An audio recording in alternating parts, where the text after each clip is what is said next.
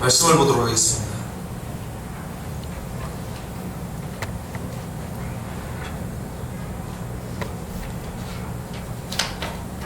자, 골로새서 4장 10절 11절, 지난주에 봤었던 말씀입니다. 골로새서 4장 10절 11절 말씀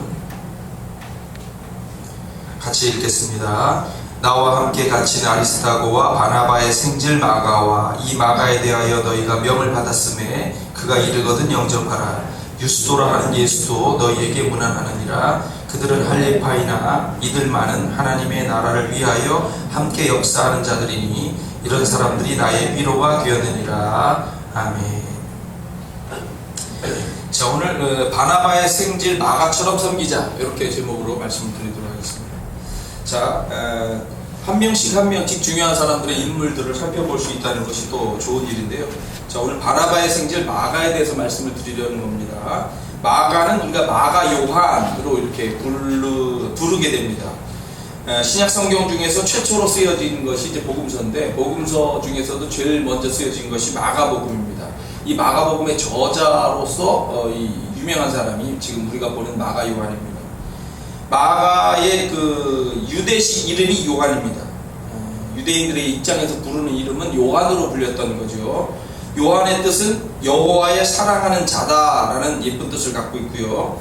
히브리 말로, 구약시대의 말이죠. 히브리 말로는 요하나 또는 요나 이렇게 불립니다. 또 마가라는 말은 로마식의 이름이고요. 망치라는 뜻을 갖고 있습니다. 그래서 로마 사람들은 이제 이 마가라는 말을 원래대로 마커스, 우리가 요즘 찬양단 마커스라는 찬양단이죠. 이 마커스 찬양단, 또 마카베오, 마르코 이런 단어로 활용돼서 불려지고 있습니다. 그래서 여호와의 사랑하는 자라는 뜻, 망치라는 뜻, 이런 뜻을 가지고 마가 요한 이렇게 이름을 활용을 하고 있습니다. 쓰고 있습니다. 마가는 바나바의 생질, 즉 조카였는데요. 터키 남쪽에 보면 구브로라고 하는 섬이 있습니다. 이 섬 출신이에요. 그 마가 요한의 아버지는 알려지지 있지 않지만 아버지가 돌아가신 다음에 바나바와 함께 가족들이 예루살렘으로 이주하여 성장한 것으로 이렇게 보고 있습니다. 유대인들이 유대의 본토가 아니라 다른 곳에서 살 수가 있어요. 근데 보통 이제 나이가 늙어서 내가 이제 뼈를 고향에다가 조국에 묻고 싶다 해가지고 들어오는 사람들은 있어도 이렇게 젊었을 때 들어오는 것은 특별한 어떤 이유가 있고 신앙심이 특출하다 이렇게 볼 수가 있는 거죠. 어렸을 때부터 믿음이 독실한 어머니 마리아와 그리고 삼촌 바나바의 가르침을 받아서 여호와 하나님을 섬기면서 자랐을 것으로 보이는데, 어느 날 이제 그 예수님을 만나게 되었고 이렇게 이제 교회를 이제 다니게 됐던 거죠. 나중에 바나바도 상당한 재산가로 알려졌고 초대교회 때 이렇게 그 자기 그 재산을 팔아가지고 땅을 팔아가지고 이렇게 헌금을 하는 이런 것들도 보여지고 있습니다. 어머니 마리아, 마가 요한의 집이죠. 어머니 마리아도 상당한 재산가로 알려졌었고요. 한꺼번에 어른 120명 정도가 들어가는 다락방. 보통 어른들이 120명 정도가 되면 우리만한 공간 정도보다 조금 작은 정도가 되지 않을까 싶긴 해요. 120명 정도가 들어갈 정도면. 요 정도의 다락방을 가지고 있는 거예요. 예루살렘. 그래서 이 집이 예수님의 사역에 도움을 주는 그 다락방이 되는 겁니다. 성찬식하고 비밀 모임의 그런 중요한 장소가 되는 거고, 성령 강림 사건이 일어나면서 교회가 이제 출발하는데 바로 그 장소가 되는 겁니다. 교회가 세워지는 거예요. 그래서 하나님의 역사에 소중하게 쓰임받는 이 가정의 마가 요한, 사도 바울이 볼 때도 하나님의 나라를 위하여 쓰여지는 아주 귀한 동역자로 나중에 이제 성장하게 되는 겁니다. 자, 성경에 마가 요한이 등장하는 것은 크게 나눠서 3번에 걸쳐서 등장을 하고 있습니다. 첫 번째는 사도행전 12장에 베드로가 깨닫고 마가라 하는 요한의 어머니 마리아의 집에 가니 여러 사람이 거기에 모여 기도하고 있더라. 자, 이런 말씀이 나옵니다. 사도행전 12장에 보면은 지금 그 헤롯 왕이라고 하는 그 왕이 교회를 핍박하기 시작을 합니다. 이 헤롯 왕은 헤롯 가문의 네 번째 세 번째 왕입니다. 세 번째 왕. 그래서 헤롯 가문을 일으킨 그 최초의 헤롯을 헤롯 대왕이라고 얘기해요. 헤롯 대왕. 그리고 그 아들들이 이제 이렇게 다스리게 되는데, 헤롯 대왕의 손자였던 아그리빠 1세, 37년부터 44년까지 이렇게 통치를 했던 왕으로 알려져 있습니다. AD 41년에 로마의 황제가 암살당하는 그 암살 사건이 일어납니다. 칼리굴라 황제가 암살된 다음에 클라우디오라고 하는 황제가 즉위를 하게 되는데, 이 황제가 즉위할 수 있도록 잘 도왔다라고 하는 것 때문에 유대와 사마리아의 그 통치권을 이 헤롯이 받아서, 헤롯 아그리빠가 받아가지고 이렇게 통치를 하면서 유대인들의 그 환심을 사기 위해 가지고 기독교 공동체를 박해하기 시작을 하는 겁니다. 물론 이 박해에는 신앙적인 또 뜻이 있다는 거죠. 교회가 계속 교회로서만 이제 그 성전 외에 이런 장소에서 교회로서 자꾸 이제 이 마리아의 집을 중심으로 해가지고 이렇게 교회가 모이다 보니까 너무 자기들만의 이런 공동체로 이렇게 있고, 하나님의 선교에 대한 이런 것들이 좀 약화되어 있는 상태이기 때문에 박해라고 하는 과정을 통해서 하나님이 빵 때린 거다라고 보는 거죠. 그래서 보고 이들이 흩어지면서 곳곳으로 막 교회가 순식간에 퍼져나가는 이런 역할을 하기 때문에 하나님의 어떤 역사가 박해라고 하는 걸 통해서도 나타나고 있다, 이렇게 이제 보게 되는 겁니다. 자, 그래서 하여튼 헤롯이 박해를 첫 번째 시도를 하면서 사도 요한의 형제였던 야고보 사도를 죽입니다. 이 야고보와 요한은 예수님의 그 3대 제자 중에 하나죠. 베드로, 요한, 야고보, 이 3대 제자입니다. 여기에 이제 안드레도 물론 있긴 있지만 안드레보다는 이렇게 3명, 베드로, 요한, 야고보가 이렇게 돼 있고, 이 요한과 야고보는 보아너게라고 해서 별명이 붙죠. 그러니까 뭐죠, 우레의 아들. 하도 시끄럽다는 거예요. 좀 이 사람들 성깔들이 좀 이렇게 발랄한 성깔들이 아닌가 싶고, 말을 하여튼 많이 하는 이런 그 성격이 있는데, 그러다 보니까 이렇게 어딜 가든지 이 사람들이 뛰죠. 그죠? 식당에 가면 말 크게 하는 사람도 있잖아. 그럼 보게 되잖아. 항상 뛰죠. 이 사람들 활동이. 좀 이렇게 활동도 적극적으로 한다거나, 말도 막 이렇게 해서 적극적으로 눈에 띄는 사람이에요. 그러니까 누구를 제일 먼저 죽일까? 눈에 띄는 녀석부터 죽이자. 이렇게 되는 거죠. 어떻게 보면. 그러니까 제일 먼저 이 야고보를 죽였어요. 유대인들이 막 기뻐하는 거예요. 이 지금 성전 체제가 위협을 당하니까 이 사람들이 교회를 핍박하려고 하는데, 그래서 베드로도 잡았죠. 베드로도 잡아가지고 옥에 가두고서 병사들을 넷으로 나눠가지고 이렇게 지키도록, 돌아가면서 지키도록 이렇게까지 해서 가둬놨는데, 이제 며칠 시간이 안 남은 거예요. 곧 죽이겠다라고 하는 거죠. 상황이 심각합니다. 그래서 이 교회가 이 마리아의 집에, 교회가 최초의 교회인데, 이 마리아의 집에서 성도들이 모여가지고 베드로를 하나님 살려주십시오 라고 기도를 했던 거예요. 기도를 하니까 그 기도의 내용이 당연히 하나님 앞에 의미가 있는 거고, 베드로를 살리는 것이 좋겠다 생각해서 하나님이 천사를 보냈어요. 천사를 보내가지고 베드로가 자고 있는데 베드로를 깨웠죠. 묶고 있는 쇠사슬이 자동적으로 풀려지고, 그리고 베드로를 데리고 나가는데 첫 번째 파수, 두 번째 파수, 거기에 군인들이 있는데도 그들을 눈을 가리웠든지 순간 졸게 했든지 거기를 그냥 쭉 빠져나갑니다. 빠져나가고 시내로 통하는 쇠문 앞에 이르렀는데 그 쇠문이 자동적으로 쫙 풀리죠. 그러면서 거기를 빠져나가요. 지금 베드로는 계속 꿈을 꾸고 환상을 보고 있다고 생각을 합니다. 계속 빠져나갔어요. 그리고 한 거리를, 한 블록을 지나고 나면서 천사가 싹 떠나요. 그제서야 이 제정신을 차린 베드로가 하나님의 도움에 대해서 당연히 감사를 하고, 빠르게 이제 사도들과 그 성도들이 모여있는 이 마리아의 집으로, 마가요한의 집으로 막 달려가죠. 그리고 와서 막 문을 두드리면서 해프닝도 일어나죠. 뭐냐면 바깥에서 베드로의 목소리를 들은 이 종이 문을 열어줘야 되는데 열어주기도 못하고 너무 놀래가지고 그냥 기도하고 있는 사람들한테 막 달려가서 베드로가 와 있다고 바깥에 막 소리를 지르는 거예요. 근데 여기서 베드로를 살려달라고 기도하는 사람들이 믿었을까요? 안 믿었을까요? 웃기는 이야기지만 그 하나님께 베드로를 살려달라고 기도하는 그 사람들이 안 믿었어. 이 아주 웃기는 해프닝이에요. 기도를 하는데 안 믿어. 실제 그 사건이 일어나기를 안 믿어. 그게 우리의 초대교회나 우리의 어떤 모습이다 생각할 수 있는 거예요. 안 믿어. 그러니까 아니 왔다는 게 맞다고. 그럼 보자. 그러니까 문을 계속 두드리니까 밤에 문을 계속 두드리니까 사람들이 나가서 문을 열어보니까 기도하잖아. 난리가 났죠. 그리고서 이제 베드로는 빨리 피신을 합니다. 그 헤롯은 화가 나가지고 그 파수받아 보던 애들 다 죽이고. 왜냐면 원래 죽임을 당할 노예가 원래 탈출을 하면은 그걸 못 지켰다 해서 다 죽여요. 그 왕이 헤롯 아그리빠가 다 죽이죠. 걔들을 다 죽이고 추격이 아마 시작되는 이런 느낌인데요. 자, 마가 요한의 어머니 마리아, 바나바, 마가 요한 모두 하나님을 잘 믿고 섬겼다라고 하는 것이 드러나고 있는 모습입니다.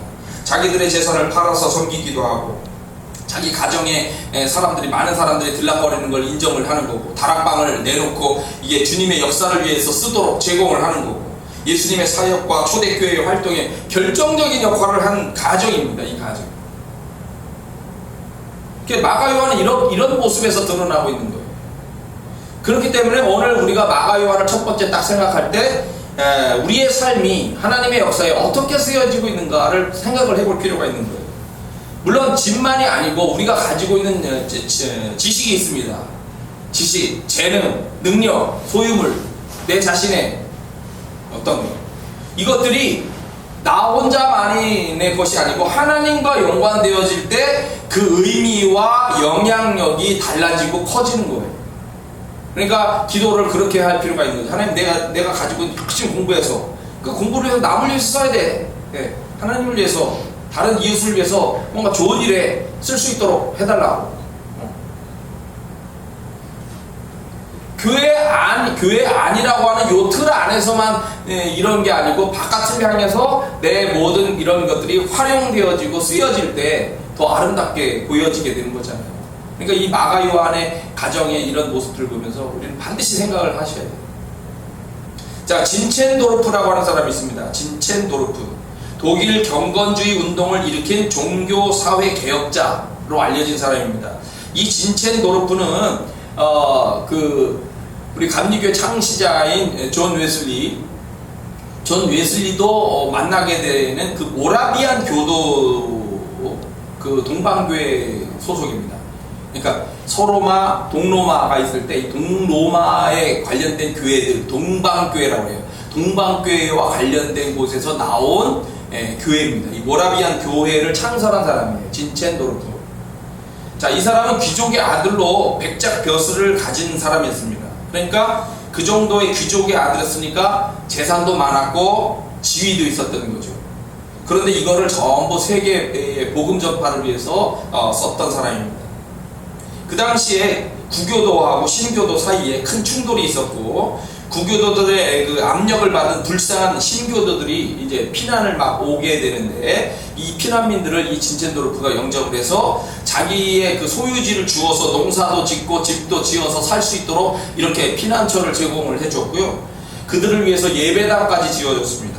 그래서 모여진 이 신교도들이 개신교인들이 몇 명 정도였냐면 500~600명 정도까지 되는 커다란 공동체로 성장을 하게 되었답니다. 그리고 이 진첸도르프를 중심으로 해서 하나님을 공경하며 기도하고 성경을 열심히 배우면서 이렇게 하고 있었는데 어느 날 성례식을 하고 있었대요. 성례식은 우리가 이제 성찬식을 보통 이제 얘기를 하는데 성찬식을 하고 있는데 교우들이 이 은혜 체험들을 하기 시작을 했던 거예요. 그러면서 하나님의 은혜가 임하면서 야 우리도 이 성찬을 나누는데 예수님의 피와 살을 나누고 이게 중요한 게 뭐냐면 제자들한테 사명을 준 거잖아. 이제 연결이 되죠. 그렇게 내가 내 피와 내 살을 너희들에게 주고 너희들도 그 은혜를 받았으니까 가서 나가서 너희들도 나눠라. 너희들도 가서 복음을 전파하라. 이런 사명을 받는 거 아니냐 해서 이제 그 사람들이 다 우리도 세계 복음을 더욱더 전파해 갑시다. 이렇게 이제 그 사명을 느끼고 그렇게 하면서 이 500~600명 정도 되는 이 교회에서 아프리카, 웨스트 인디아, 저 북방의 그린란드까지 100여 명의 선교사를 파송을 하게 되었다는 겁니다. 이게 굉장히 많은 거죠. 5, 600명 교회에서 그것도 어려운 시절에 이렇게 100명 정도의 선교사를 파송을 하게 된다는 거예요. 그래서 한 명의 선교사를 파송을 하게 되면 4개에서 5개의 그 가정들이 모여가지고 그 한 명의 선교사를 후원을 하는 걸로 이렇게 해가지고 그 100명을 보냈다는 겁니다. 이렇게 좋은 활동들을 하게 됐었던 그 진첸도르프가 간증에 이제 이런 얘기를 했어요.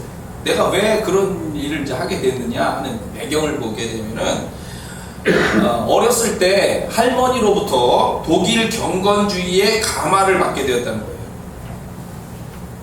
어느 날 박물관을 갔습니다. 박물관에 가서 여러 가지 미술품들을 쭉 구경을 하고 있는데 한쪽에 가니까 유명한 화가였던 그 당시에 스텐버기라고 하는 그 화가가 명화를 하나 만들었는데 예수 그리스도께서 가시면류관을 쓰시고 십자가에 못 박힌 모습을 그린 그림입니다.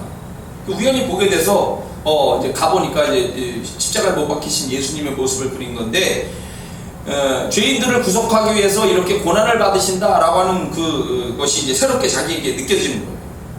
그래서 이제 그 그림을 한참을 보고 있었어요. 한참을 보고 있는데 자기 마음속에 주님의 음성이 들려온 거예요. 나는 너를 위하여 내 몸을 주었건만 너는 나를 위하여 무엇을 주느냐. 그 음성이 들리더라는 거예요. 그래서 그 자리에서 이 진첸도르프, 어린 진첸도르프가 내 몸을 주님을 위해서 바치겠습니다 라고 결심을 했고, 그리고 자기 자신의 모든 재산과 몸을 바쳐서 주님을 위해서 일해야 되겠다 라고 생각하면서 자란 거예요. 자라면서 그렇게 엄청난 일들을 하게 됐던 거죠. 자, 지금 미국이 우리 자유민주주의 체제의 핵심적인 나라입니다. 미국하고 같이 협력을 하면서 하는 나라들은 윈윈하면서 적어도 국가의 그 GDP, 국민의 그 총생산이 높아지면서 소득이 1만 달러 이상으로 대부분 높아집니다. 그런데 중국, 러시아하고 같이 협력을 하는 나라들은 1000달러에서 4000달러로 다 올라가요. 평균적으로. 중국, 러시아하고 함께하는 나라의 핵심이 북한하고 이란입니다. 이 중국과 러시아, 북한이 마음을 같이 해가지고 이 자유민주주의 체제를 무너뜨리고 이 달러를 중심으로 한 미국이라고 하는 나라를 없애야 되겠다라고 생각을 해가지고 만든 것이 암호화폐입니다. 암호화폐. 이 암호화폐를 만들어가지고 달러를 중심으로 한 자유민주주의 체계를 붕괴시켜야 되겠다라고 해서 나가다가 인도까지 최근에는 끌어들였죠. 인도까지. 그래서 그 인구가 거의 약 30억에 달합니다. 그렇게 되면은 자유민주주의 체제가 45억, 이 암호화폐로 운영되는 세계가 30억, 엄청난 세력으로 커질 가능성이 높은 거예요. 그런 위험성을 암호화폐가 가지고 있는 겁니다. 그런데 이 암호화폐를 가지고서 이 달러와의 기축통화를 깨버리려고 하는 이것에 대해서 미국은 당연히 반대해야 되고 압력을 가해야 됩니다. 그래서 이거를 막아야 되는 필요성이 꼭 생기게 되는 거예요. 겉으로는 평안한 것 같아도 전쟁을 계속하고 있는 겁니다. 보이지 않는, 우리가 무역전쟁도 있고 그렇긴 하지만 전쟁을 계속하고 있는 거예요. 하버드에서 최근 작년 연말 12월 달이었죠. 연말에 하버드에서 보안 업체 사람들을 다 모아가지고 하버드에서 연구한 거를 발표한 바에 의하면 앞으로 북한을 막을 수 있는 길이 2년밖에 안 남았다고 그랬습니다. 무슨 이야기냐면 지금은 뭐 군사력으로 이 경제적으로 이렇게 압력을 해서 막 제재를 가하면서 막 코너로 몰고 있지만 북한이 가만히 앉아서도 하는 게 뭐냐면 해킹입니다. 이 보안을 담당하는 얘들을 길러가지고 1000명 정도가 뭐 된다고 그러죠. 1000명에서 3000명까지 지금 된다고 그러는데 걔들을 길러가지고 전 세계 은행을 공격을 해가지고 그 은행에서 돈을 빼가는 거예요 지금. 우리나라에서도 계속 털린다고 얘기를 해요. 그걸 지금 은행들이 제대로 발표를 안 해서 그렇긴 하죠. 그래가지고 각 나라에서 계속 돈을 많이 빼가고 있어요. 빼가고 있어요. 그걸 모르고 있는 거, 모를 때도 있고 알 때도 있고 그런데 그 사람이 만들었기 때문에 방어망이 아무리 견고하다 하더라도 뚫린다 이거예요.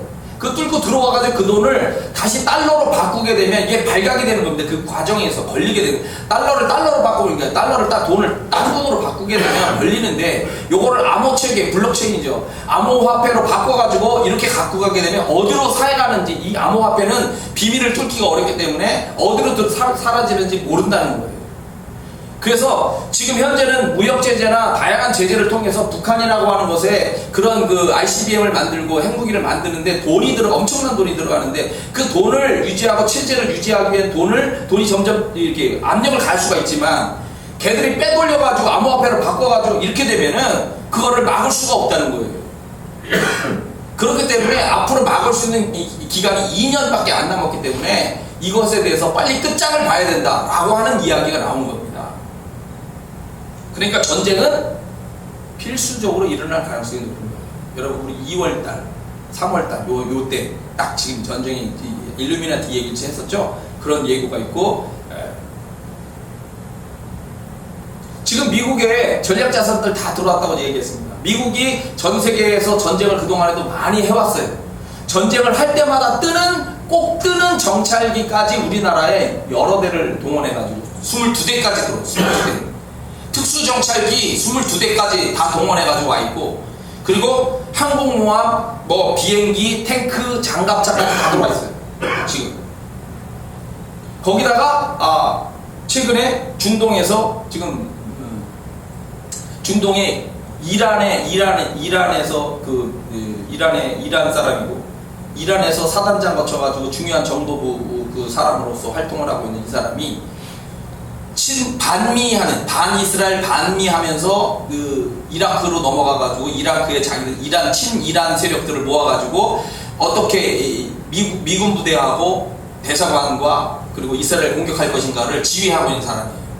이 사람이 이라크의 바그다드에 있는 공항에 내렸는데 이 미국의 무인기가 이렇게 날아가죠.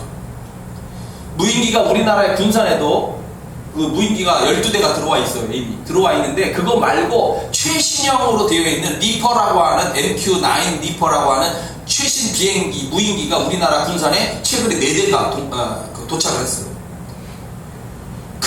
이 무인기가 올라가면 이게 그 포도 있고 그 포탄을 쏘기 때문에 이게 날아가가지고 그 바그다드에서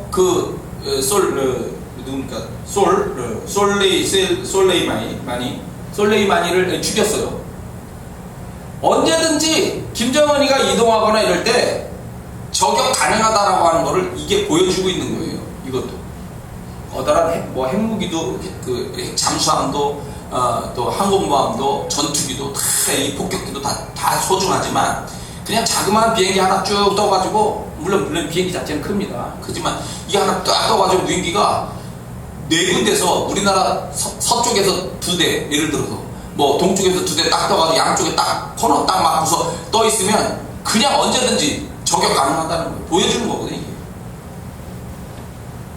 그리고 제가 지난 그 연말에도 그런 얘기를 했지만 F-15라고 하는 거, F-15, F-16, F-15는 큰 비행기, 큰 전투기고 F-16은 약간 작은 전투기인데, 이게 제네시 일반 전투기거든요.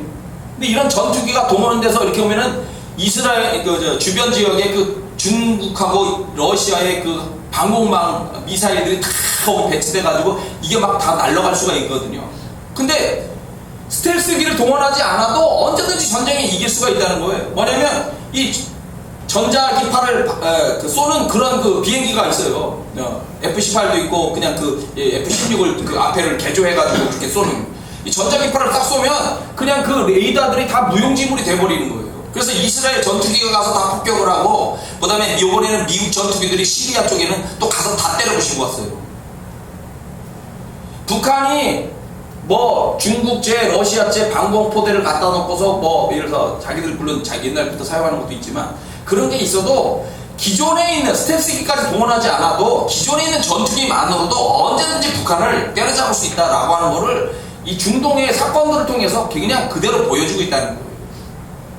근데 그런 엄청난 자산들이 우리나라에 지금 다 들어와 있고, 그렇게 지금 북한을 위에서 다 내려다보고 있는 상황이기 때문에, 그래서 북한이 올 연말에 뭐 ICBM 마치 이렇게 쏠 것처럼 이렇게 얘기를 했었었는데 못 썼다는 거예요. 왜냐면 중국이 미국한테 압력을 받아가지고 그 핵연료, 그 로켓 쏘는 연료를 주지 말라고 해서 안 줬다는 거예요. 쏠 연료가 없어서 못 쐈다는 거예요.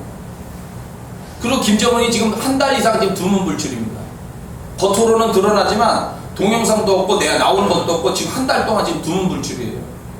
그래서 김정은이가 이미 체포가 됐거나 내부적으로는 어떤 그 병이든 무슨 그 테러가 두려워서든 아니면 내부적으로 그 김정은이가 그 일본 요리사의 그런 피를 받아가지고 일본계이기 때문에, 그래서 백두산 혈통이 흔들린다 해가지고 김정은을 이미 그 가둬놓고 최룡해를 중심으로 한 집단 체제가 운영되고 있는 것일 수도 있다. 이렇게 지금 얘기가 나오고 있는 상황이에요.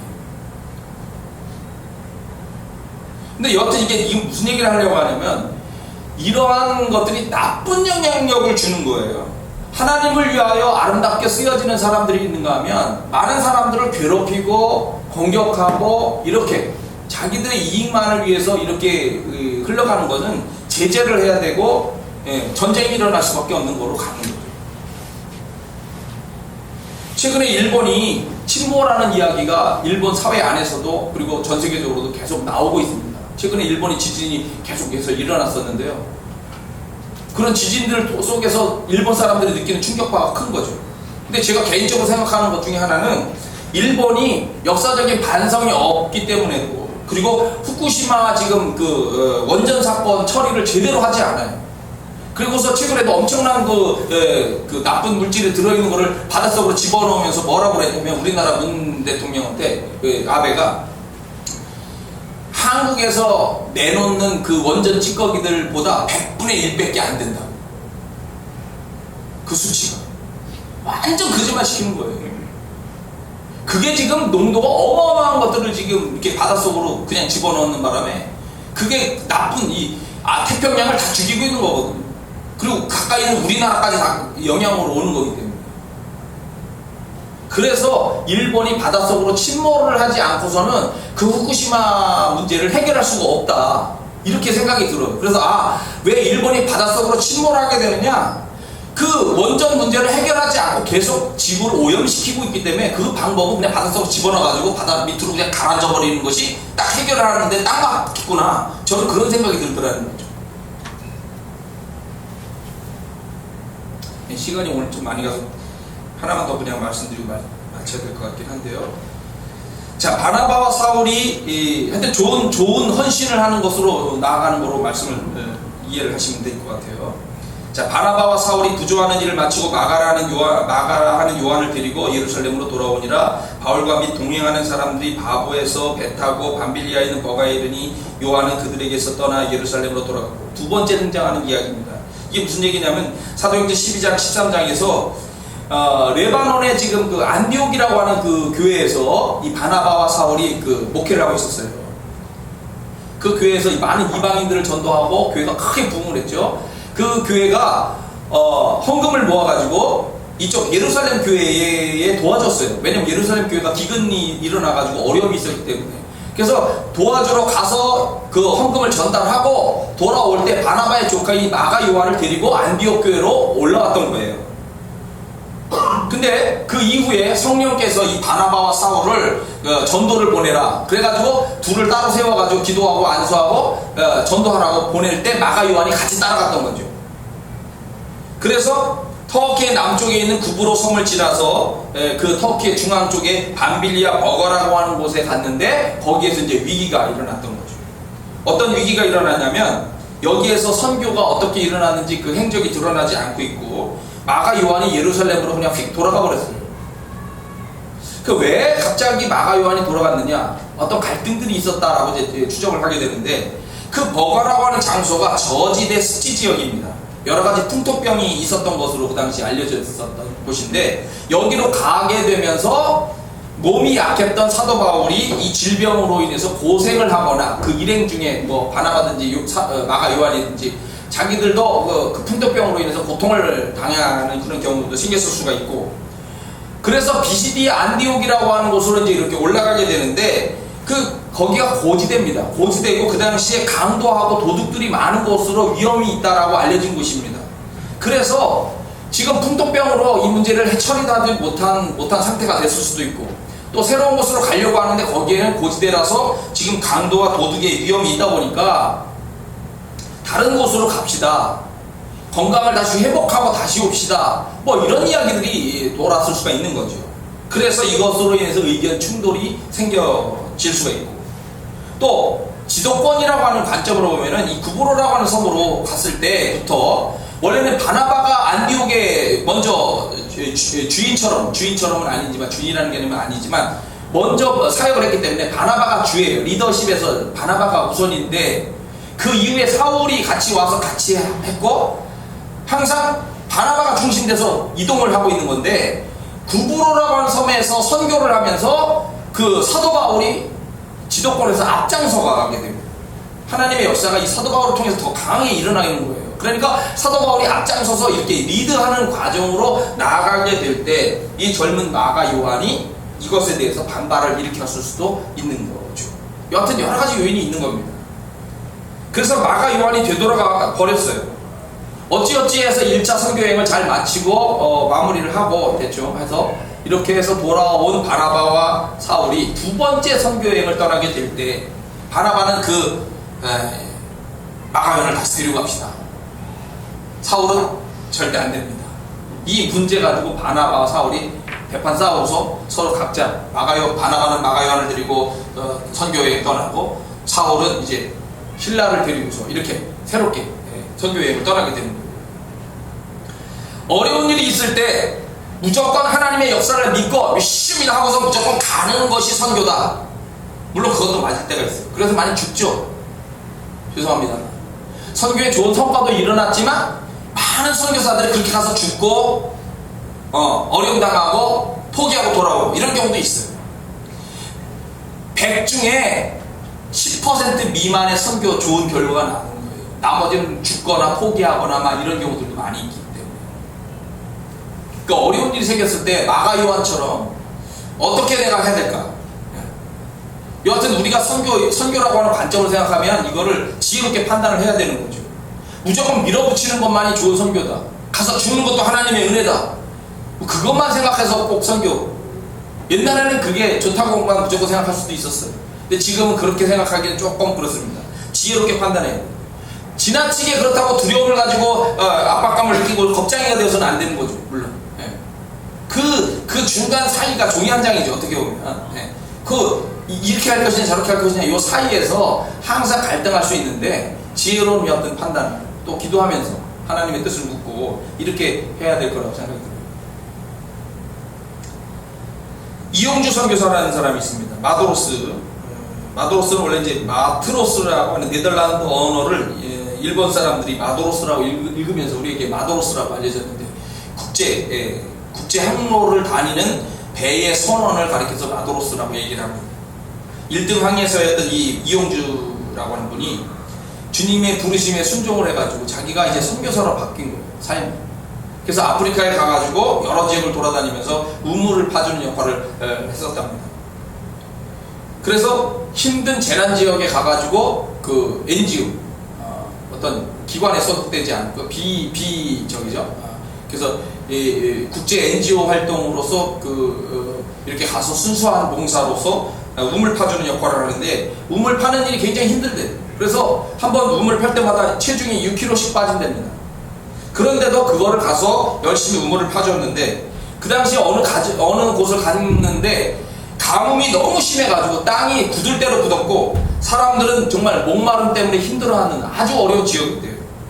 그런데 이 선교사님하고 또 이 동역자들이 같이 이렇게 수고를 해가지고 결국 그 땅에서 물이 솟아 터져 올라오는데, 사람들이 너무 좋아가지고 막 어깨동무를 하고 춤을 추면서 너무 감사하다고 막 하고 있는 그 사람들 속에서 하나님의 모습이 보이더라고요. 그러면서 그 하나님이 이렇게 말씀하시더랍니다. 용주야, 고맙다. 나는 내가 정말 너무 고맙다. 이렇게 말씀을 하시더라는 거예요. 그 사람들 속에 숨어있는 거야, 하나님. 그게 보이는 거예요. 그래서 그동안 힘들었던 어려웠던 이런 일들이 눈 녹듯이 그냥 싹 녹아지면서 새로운 힘이 쏟아오르고, 그래서 정말 충성되게 더 헌신해야 되겠다 이런 생각을 했다는 거예요. 선교하는 일은 힘들죠. 고생 없이 되는 일은 없다고 봐야 돼요. 지금 우리가 지원하고 있는, 또 기도해주고 있는 그 인도 쪽이라든지 필리핀 쪽에는 아주 선교 결과가 굉장히 좋아요. 지금 교회도 엄청나게 커지고 선교 하는 영역도 더 넓어지고, 그 필리핀 같은 경우에도 엄청나게 지금 좋은 일들이 많이 있습니다. 우리가 많은 것으로 후원하지는 못하지만 후원을 했었고, 또 지금도 관여를 하고 있고, 연관해서 제가 연락도 하고 이렇게 항상 하는데, 그런 좋은 일이 있기 때문에 우리가 지금 겉으로만 이렇게 보고서 우리의 역량이 작다 이렇게 생각할 필요가 없어요. 기도라도 해주는 거야, 기도라도. 지금 순간 여러분 듣잖아. 인도 선교사에 대한 얘기 듣고, 필리핀에 대한 선교사 얘기 듣고, 좋다. 그 마음속으로 순간 기도해. 하나님, 그 필리핀 선교사를 도와주세요. 그 인도 선교사를 도와주세요. 기도로서라도 잠깐씩 하세요. 그렇게 하면서 우리의 선교 영역이 여튼 넓어지도록 자꾸 하시면 좋은 역사들이 곳곳에서 일어나니까. 자, 3번 있지만 이 내용은 중요한 것이 뭐냐면, 마가 요한을 인정했다는 거예요. 결국은 마가 요한이 결국 중요한 역할, 사도 베드로의 비서 역할을 하면서 마가 복음을 썼고, 그리고 교회에서 인정받아가지고 좋은 활동들을 하게 되니까 이 사도 바울도 마가 요한을 인정을 하였고, 결국 그를 나의 아들이다, 나의 동역자다 라고 하면서 그렇게 마가 요한을 인정하더라는 내용입니다. 이 내용은 여러분이 카페를 통해서 올려드릴 테니까 읽으시고, 중요한 것은 이렇게 작은 아이부터 출발했던 마가 요한이 성장하면서 이렇게 하나님의 역사에 커다랗게 귀하게 쓰임받았다는 거거든요. 이 마가 요한처럼 우리도 똑같은 마음으로 이렇게 아름답게 헌신하고, 그리고 하나님의 역사에 귀하게 쓰임받을 수 있는 그런 여러분과 제가 되기를 축원합니다. 자, 말씀 마치겠습니다. 기도합니다.